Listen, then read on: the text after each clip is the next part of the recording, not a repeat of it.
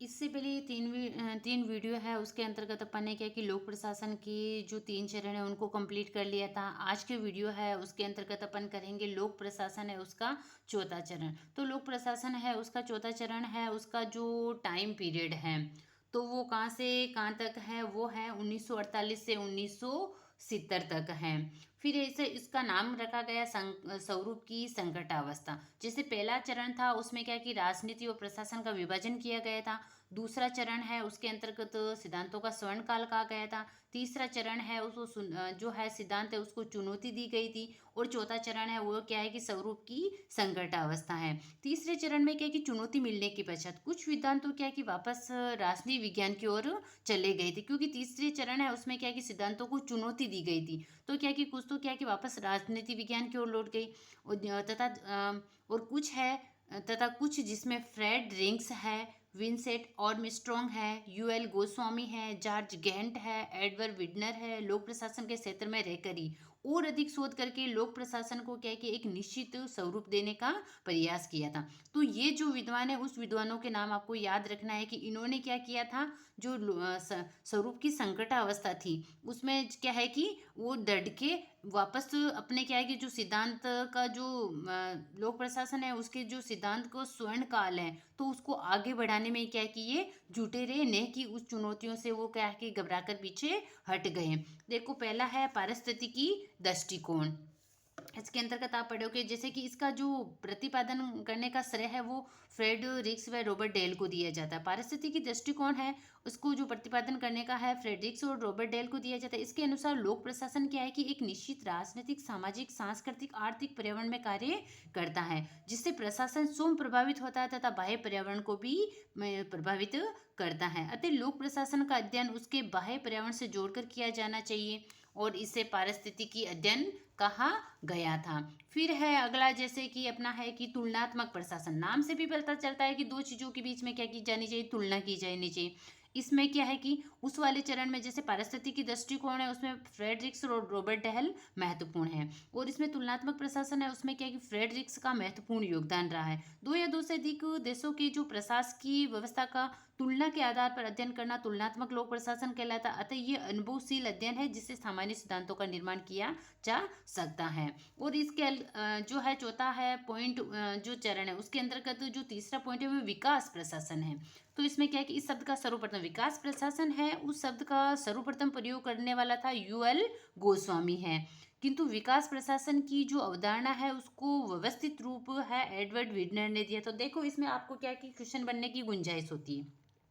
जो विकास प्रशासन है उसका क्या है कि सर्वप्रथम प्रयोग किसने किया था, यूएल गोस्वामी ने किया था। किंतु विकास प्रशासन की अवधारणा को व्यवस्थित रूप किसने दिया था, एडवर्ड विडनर ने दिया। तो ये दोनों लाइनें आपको क्या है कि अच्छे से याद रखनी है। इसमें क्या अंतर है, क्या पूछा जा रहा है, क्या नहीं पूछा जा रहा है, उसको आपको क्या है कि ध्यान से पढ़ना है। इसलिए विकास प्रशासन है उसका जनक किसको माना जाता है, विडनर को माना जाता है। प्रयोग शब्द का सबसे पहले प्रयोग तो किया था ये यूएल गोस्वामी ने, लेकिन इसका जो जनक है वो किसे माना जाता है, एडवर्ड विडनर को माना जाता है।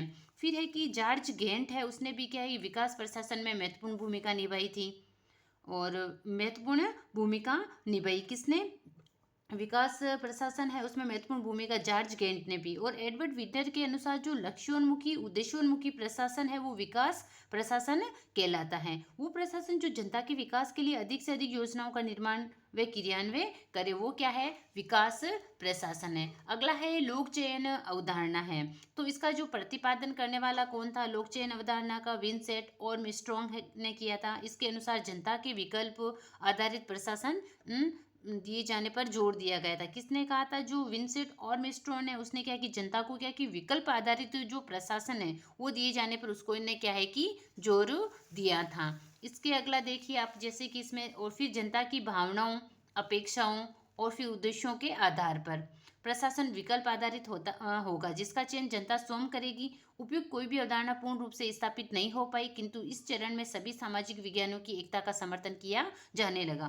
कुल मिला के यह है कि जो चौथा चरण था स्वरूप की संकटावस्था थी, उसके अंतर्गत जैसे पारिस्थितिकी दृष्टिकोण है, तुलनात्मक लोक प्रशासन है, विकास प्रशासन है, लोक चयन अवधारणा है, इन सारों के बारे में क्या है कि जोर दिया गया था। लेकिन इसमें से क्या है कि कोई भी क्या है कि पूर्ण रूप से स्थापित नहीं हो सका, लेकिन सामाजिक विज्ञान है उसकी जो एकता का समर्थन है वो इसमें किया जाने लगा था। तो इस प्रकार यह है अपना जैसे लोक प्रशासन है उसका चौथा चरण हो गया है। तो इस आपको कम से कम ये मिला के जैसे कि ये सारे के सारे चरण आप क्या करो एक ही स्थान पे लिख लो, पहला चरण, दूसरा चरण, तीसरा चरण, चौथा, पांचवा और छठा चरण।